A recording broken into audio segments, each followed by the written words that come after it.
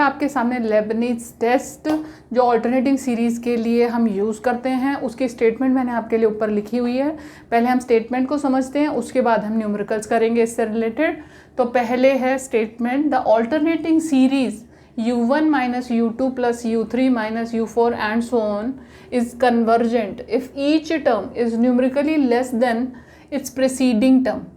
यानी कि इसके पास इसने लेबनीज़ टेस्ट में दो कंडीशंस लगाई हैं। पहली बात तो कोई भी ऑल्टरनेटिंग सीरीज़ जो इस फॉर्म में है u1 minus u2 plus u3 minus u4 and so on, वो जो ऑल्टरनेटिंग सीरीज़ है, सबसे पहली कंडीशन क्या लगाई है कि जो उसकी जो नेक्स्ट टर्म है वो उसकी प्रीवियस टर्म से छोटी होगी। यानी कि जो उसके टर्म्स हैं वो डिक्रीजिंग ऑर्डर में होनी चाहिए न्यूमेरिकली, साइन के हिसाब से नहीं, केवल न्यूमेरिकल वैल्यू के अकॉर्डिंग। तो हमारे पास में क्या क्या कंडीशन है?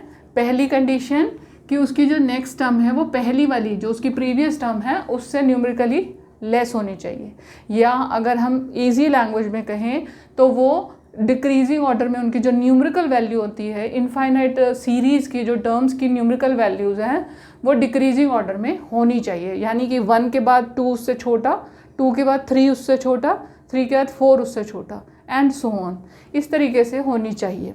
और दूसरी कंडीशन क्या है? Limit n tends to infinity un is equal to 0।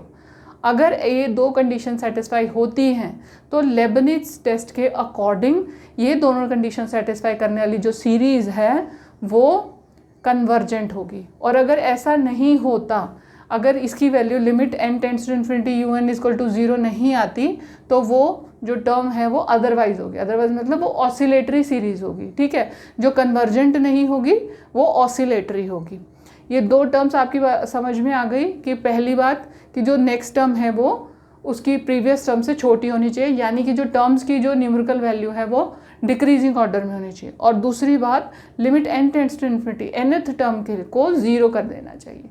अगर ये कंडीशन सेटिस्फाई होगी तो वो कन्वर्जेंट है, और अगर नहीं सेटिस्फाई होती तो ये ऑसिलेटरी कहलाएगी। अब यहाँ पर मैंने आपके लिए दो एग्जाम्पल्स लिखे हैं। पहला एग्जाम्पल है discuss the convergence of this series. ये as you can see it is an alternating series, ठीक है। तो हम इसमें लेबनीज़ टेस्ट का यूज़ करेंगे। तो सबसे पहले हमने सॉल्यूशन में लिखा, सॉल्यूशन में सबसे पहले हम ये लिखेंगे कि ये ऑल्टरनेटिंग सीरीज़ है या नहीं है, और अगर है तो कैसे है, ठीक है। तो हमने लिखा as we can see given series is alternating series as we can write it as -1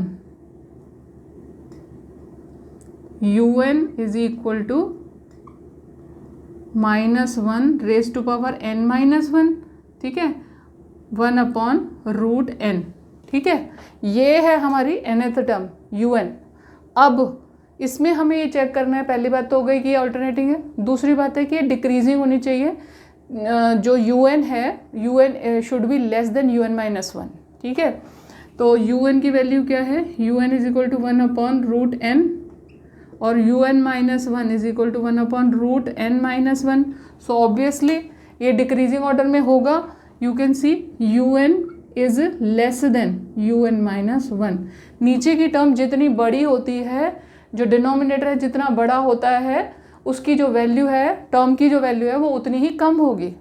तो यहाँ पर un में डिनोमिनेटर n है और un-1 में डिनोमिनेटर n-1 है, स्क्वायर रूट ऑफ n-1। तो इसकी वैल्यू इससे ज़्यादा होगी। इसका डिनोमिनेटर बड़ा है, इसकी वैल्यू कम होगी। इसका डिनोमिनेटर छोटा है, इसकी वैल्यू ज़्यादा होगी। तो हमारे पास में आ गया un is less than un-1। पहली कंडीशन हमने सेटिस्फाई कर दी कि un is less than un-1। दूसरी condition, limit n tends to infinity un। ये क्या हो जाएगा आपके पास? un हमारे पास टर्म है क्या?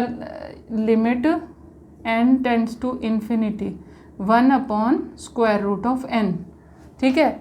n नीचे है तो आप बता ही सकते हो इसको देखकर कि ये जो है, इसकी जो लिमिट लगाने पर, n टेंड्स टू इन्फिनिटी लगाने पर इसकी वैल्यू 0 हो जाएगी क्योंकि वो n जो है वो डिनोमिनेटर में है, तो इसकी वैल्यू हो गई 0।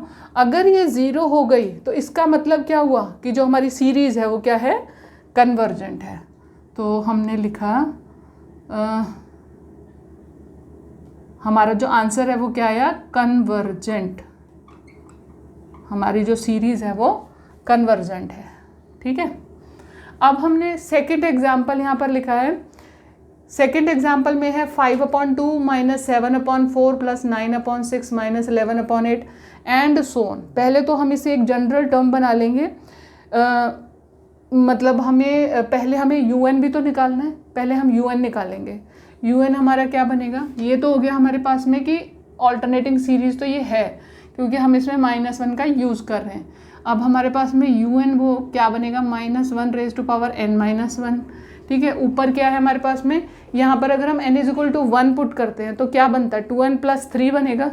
2n + 3 से ही 5 बनेगा। ठीक है, और यहाँ पर 2 × 2 = 4 + 3 से 7 बनेगा। तो ऊपर की जो टर्म है वो क्या बन गई, 2n + 3 बन गई, और नीचे की टर्म 2, 4, 6 यानी कि सिंपल 2n बन गई। तो ये आ गई हमारे पास में 2n। अब nth टर्म तो ये हो गई। ठीक है, हमें ये बताना है कि पहली बात तो ये कि ऑल्टरनेटिंग सीरीज़ है, दूसरी बात कि ये UN जो है इसका वो it should be less than UN - 1। तो हम पहले देखें कि UN - 1 कितना होगा, UN - 1 कितना होगा। ठीक है, n-2 कर दिया। अगर हम इसमें से केवल UN की वैल्यू लें, साइन ना लें, तो हमारे पास में हम केवल ये ले रहे हैं। ठीक है, तो हमारे पास में क्या आएगा, इसको हम यहाँ लिख देते हैं 2n + 3/2n, और UN - 1 कितना हो जाएगा, UN - 1 2n + 1/2n - 1। ठीक है, यहाँ पे हमने क्या किया, n की जगह n - 1 पुट कर दो तो क्या बन जाएगा, 2n - 2 + 3, तो ये बन जाएगा 2n + 1 आ गया हमारे पास। अब हमें जब ये निकालना है कि UN जो है वो टर्म UN - 1 से छोटी है या बड़ी है, तो उसके लिए क्या करेंगे, हम उनका डिफरेंस निकालते हैं। अगर डिफरेंस नेगेटिव आया, UN को UN - 1 में से आप सब्ट्रैक्ट कर रहे हो और आपका जो डिफरेंस है वो नेगेटिव आया, तो that means UN is less then UN - 1। तो हमने क्या किया, UN - 1 निकाल दिया। कितना आया, 2n + 3/2n - 2n + 1/2n - 1। ठीक है, तो ये हो गया। इसको आप सॉल्व करो तो ये LCM ले लिया आपने, 4n इंटू में n - 1, 2 × 2 = 4 कर दिया सीधा, n इंटू में n - 1 कर दिया। ऊपर वाला क्या है, 2n + 3 इंटू में 2n - 2, 2 को अंदर ले आई मैं, -2n + 1 इंटू में 2n। ठीक है, यहाँ पर आप इसको पूरे को सॉल्व करोगे तो आपके पास में क्या आएगा, 2 × 2 = 4, 4n² + 6n -4n और ये क्या हो जाएगा, 2 × 2 = 4n², माइनस का 4n² और माइनस में 2n अपॉन 4n इंटू में n - 1 हो गया। ठीक है, तो 4n² से 4n² कैंसिल हो गया आपका। अच्छा, ये भी था ना, 3 × 2 = 6, -6 भी है यहाँ पे, ये हमने छोड़ दिया। 2n 4n कर दिया। ठीक है, 4n² हो गया, 6n हो गया, फिर 4n हो गया, और माइनस का 6 रह गया था, वो मैंने यहाँ लगा दिया। आप देखो, माइनस का 2n है, माइनस का 4n है, प्लस का 6n है, तो 4 और 2 6 हो गया, और प्लस वाले 6n से ये कैंसिल हो गया। तो हमारे पास क्या बच गया, ये आ गया -6/4n इंटू में n - 1। अब ये वैल्यू आपकी आ गई नेगेटिव। नेगेटिव का मतलब ये जो वैल्यू है, जो आपका UN है वो UN - 1 से छोटा है। अगर हमारे पास सब्ट्रैक्शन जो है वो नेगेटिव में आ रहा है, 4n n - 1, तो दैट मीन्स इससे क्या पता चला, un is less than un-1, ठीक है। अब जो सेकंड हमारे पास कंडीशन है वो क्या है, लिमिट लगाने की। यहाँ पे हमें लिमिट लगानी है, तो हमारे पास में un की वैल्यू क्या है, ये है, तो हमने लिमिट लगाई, limit n tends to infinity 2n + 3 upon 2n। ऊपर और नीचे हमने n को वो कर दिया, limit n tends to infinity, ये हो गया 2 + 3 अपॉन n, और ये नीचे आ गया 2। तो आपके पास में वैल्यू कितनी आ गई, 1 आ गई इसकी वैल्यू, ठीक है। तो इसका मतलब it is not equal to 0, that means ये क्या हो गया, ऑसिलेटरी हो गया, नॉट कन्वर्जेंट, ऑसिलेटरी हो गई आपकी सीरीज़। अब एक और क्वेश्चन है हमारे सामने, इसको भी हम लेबनीज़ टेस्ट से ही सॉल्व करेंगे कि जैसे हम आप देख सकते हो कि ये क्या है, ये क्या ऑल्टरनेटिंग सीरीज़ है। ऑल्टरनेटिंग सीरीज़ प्रूव करने के लिए पहले हमने यहाँ पर हम लिख देंगे कि as you can C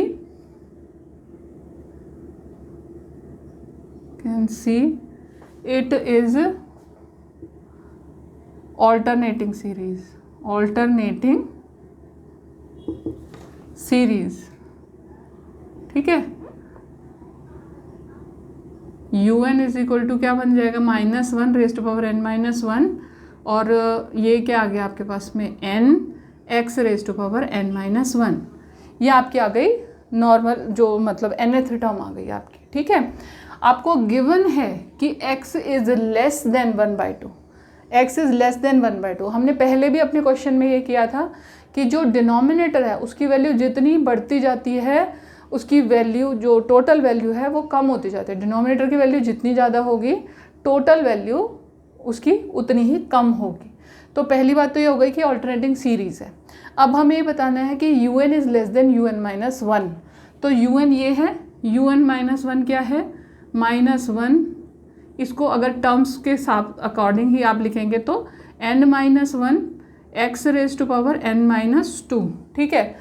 un-1 है ये। तो अब इसमें आप देखो कि आप, क्योंकि एज यू कैन सी कि x इज़ लेस देन 1/2, तो more the power of x lesser the value of x, ठीक है। तो ये हो गया आपके पास un is less than un-1। क्यों, क्योंकि पावर जो है वो x raise to power n-1 है इसके पास, और इसके पास क्या है, x raise to power n-2। इसकी पावर ज़्यादा है, कैसे, 1/2 raise to power n-1 is less than, ये तो 1/2 से भी लेस है, तो हम केवल अप्रॉक्सीमेट वैल्यू ले सकते हैं। तो हमने केवल इस तरीके से लिया। तो you can see un is less than un-1। ये तो फर्स्ट कंडीशन हो गई हमारी। सेकंड कंडीशन क्या होती है, लिमिट लगाना। सेकंड कंडीशन में लिमिट लगाएंगे, limit n tends to infinity, limit n tends to infinity un is equal to limit n tends to infinity un की क्या वैल्यू है हमारे पास, n x raise to power n-1। तो इसकी वैल्यू हमारे पास में आ जाएगी 0। क्यों आ जाएगी 0, as the value of x is less than 1, ठीक है, लेस देन 1/2 हमें गिवन है। अगर x की वैल्यू लेस देन 1/2 होगी तो जो जितना ज़्यादा टर्म्स आगे जाएंगी वैल्यू उतनी ही कम होती जाएगी, और जब टर्म्स इन्फिनिटी तक पहुंच जाएगी तो उसकी वैल्यू 0 हो जाएगी। तो ये हमारे पास में आ गया limit n tends to infinity, इसकी वैल्यू आ गई 0, और तो हमारे पास में क्या आंसर आ गया, जो सीरीज़ है वो क्या है,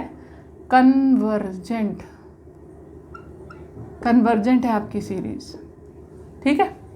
अगर आप मेरे चैनल पे नए हैं तो मेरे चैनल को सब्सक्राइब ज़रूर करें, बेल का बटन दबाएं ताकि जब भी मैं वीडियोज़ अपलोड करूं आपके पास नोटिफिकेशन पहुंच जाए।